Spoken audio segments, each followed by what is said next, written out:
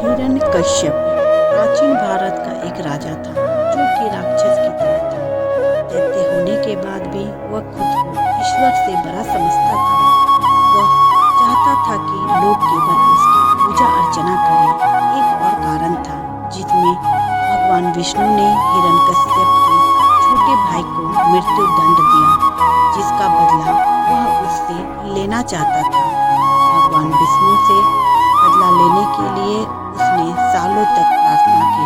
आखिरकार उसे वरदान मिला, लेकिन इससे हिरण्यकश्यप खुद को भगवान समझने लगा और लोगों को खुद की भगवान की तरह पूजा करने को कहने लगा।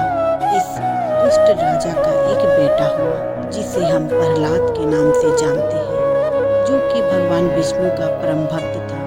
प्रहलाद को भक्ति अपनी माँ से विरासत के रूप में मिली थी। प्रहलाद ने अपने पिता का कहना कभी नहीं माना और वह भगवान विष्णु की पूजा करता रहा। बेटे द्वारा अपनी पूजा न करने से नाराज वह राजा ने अपने बेटे को मारने का निर्णय किया। उसे मारने के लिए हिरण्यकश्यप ने अपनी बहन की मदद ली। उसने अपनी बहन होलिका से कहा कि वो प्रहलाद को गोद में लेकर आग में बैठ जाए, क्योंकि होलिका को वरदान प्राप्त था कि अग्नि उसका कुछ भी बिगाड़ नहीं सकती। होलिका आग में जल नहीं सकती थी।